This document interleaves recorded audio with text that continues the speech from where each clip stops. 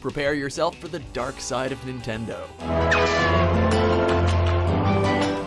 Welcome to WatchMojo.com, and today we'll be counting down our picks for the top 10 worst Wii games. Hold on one moment, sir. Some questions, please. Don't worry, fellas, I'm not driving. For this list, we'll be counting down the most aggravating, cheap, and just downright broken games to ever come out on the original Wii system. Our choices are based on a mixture of fan votes, popularity, and our own personal preference.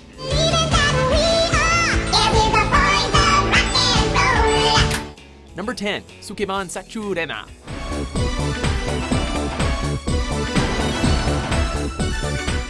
Loosely translated as Delinquent CEO Rena. On paper, this kinda seems like a no-brainer. Cats, minigames, cute Japanese animations, sounds pretty solid. The final product, however, lacked any kind of charm. The minigames mostly revolved around you trying to appease your CEO, who happens to be a narcissistic cat. That's not to mention the creepy and dull art style that just looks unappealing. Devoid of any kind of humor and fun, the only way you're going to enjoy this game is if you are a devout cat fan. Selling only 100 copies in the first week of its release just drives the point home. Sukeban Shachou Rena is nothing short of a catastrophe.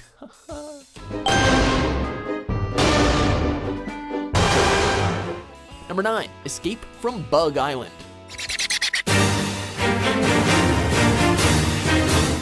With such an imaginative title, you should have known that this wasn't going to be the next Twilight Princess. Still, there's no reason this can't be a campy fun time, right? Wrong. Right. Aside from the ridiculous subplot about why the characters are on said island, involving a very forced love triangle, the game looks and plays like it's been dragged through a hornet's nest.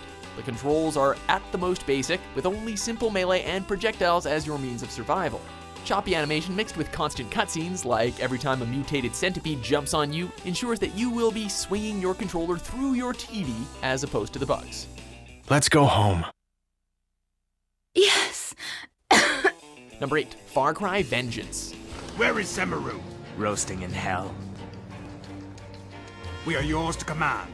The Far Cry franchise has pretty much cemented itself in gamers' minds as a damn well good shooter with memorable characters, fast landscapes, and some trippy narratives. Don't expect any of that here. Say, big fella, you look like the kind of man who can handle himself.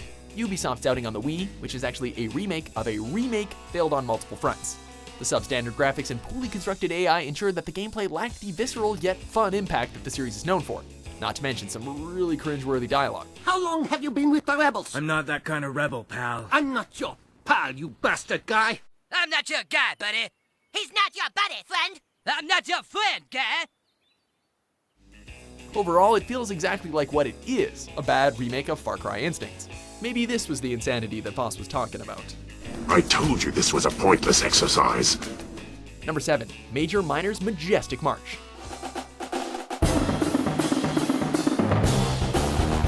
One of the high points of the Wii was its ability to turn obscure or dull concepts into a source of great entertainment. With some inventive controls and a few twists, a game about being in a marching band could be fun enough if some effort was put into it. But 2 hours of moving the Wii remote up and down is not fun. In fact, it's basically stab your own eyes out with the controller kind of boring. Sure, the visuals look colorful and fun enough, but the trouble is that the Wii Remote doesn't always respond to your actions accurately, and when you don't have accurate controls in a rhythm game, that's kind of a problem. Keep on marching! Keep on marching! Number 6, Chicken Shoot. We're not sure if the developers were trying to recapture the initial joy of Duck Hunt 20 years later, or if someone made a Flash game and decided to launch it as a Wii title, but the result either way was the same and it wasn't a good one. Repetitive gameplay with only minor background changes, the lack of variety in enemies, the constant sound of squawking, and no sense of reward robs any charm that this gallery shooter might have had. Oh yeah, and you can beat it in half an hour, so there's that too. Fun stuff. Number 5, Game Party. There are games with low budgets, and then there's Game Party. Regarded as one of the worst video games ever created, period. There's not an ounce of fun to be had in this lifeless title, which is an imitation of titles like Wii Party. Give or take a few different versions, there's only 7 minigames to be found here, including darts and air hockey. The gameplay is repetitive and known to occasionally break, so you'll find yourself either bored stiff or thoroughly enraged by the end of it. Desperately wanting to rip off the style of other Wii games, but lacking any of the polish, it is baffling how it managed to spawn not 1, but 2 sequels. Number 4, Myth Makers, Trixie in Toyland.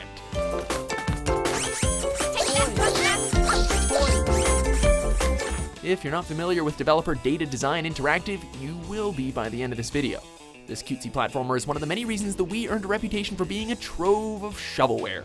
The platforming is basic, the worlds are barren, the controls are almost unusable due to the bizarre decision to have the jump action mapped to the nunchuck's motion controls. And worst of all is that the game is actually ridiculously short, though that also might be a good thing when you think about it.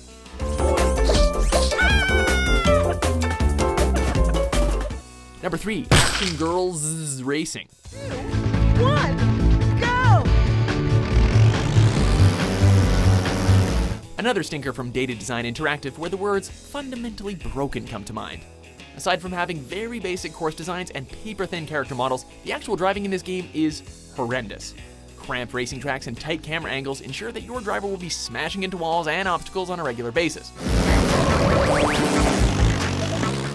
But it doesn't stop there, as you'll more than likely just end up driving through said walls into a pixelated abyss.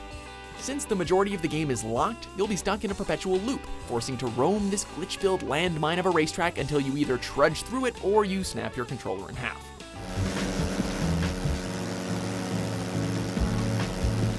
Number 2, Balls of Fury.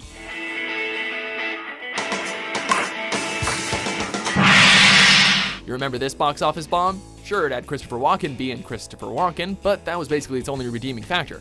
Nobody asked for a tie-in video game, but much to our misery, we got one anyway. The only reason gamers had any kind of fun with this Wii title was due to how hilariously horrific the in-game Christopher Walken looked. With gameplay that only requires you to shake the Wii remote like you're having a stroke, you'll either win every game the first time or not even make it past the first level, since the ball had a nasty habit of passing through the character models. Actually, we're not exactly sure we can call this a game. Bust balls this fall, Nintendo Wii and DS. Before we reveal our number 1 pick, here are a few dishonorable mentions.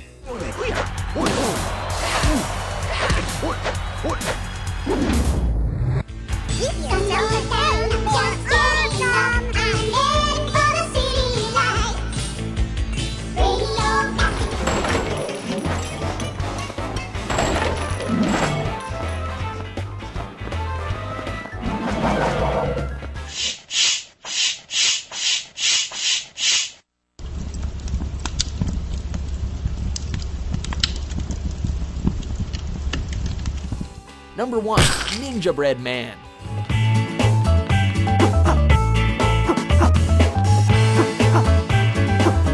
Data Design Interactive does it again, and we would have also included Anubis 2 here, but we decided that 3 games was enough to give other stinkers a chance to shine. Anyway, Ninjabread Man is a game so basic that you can complete everything there is to do in 30 minutes or less. That's right, 100% completion in under 30 minutes. And it's not like there's anything remotely fun to do in that time anyway. Poor graphics and textures, constant frame rate issues, bugs and glitches in the very small levels, and surprisingly little imagination or fun to be found in a game where you're supposed to be the deadliest assassin to come out of a bakery. Great tagline. Do you agree with our list? What do you say, Jack? What do you think is the worst Wii game of all time? For more top 10s published every day, be sure to subscribe to WatchMojo.com.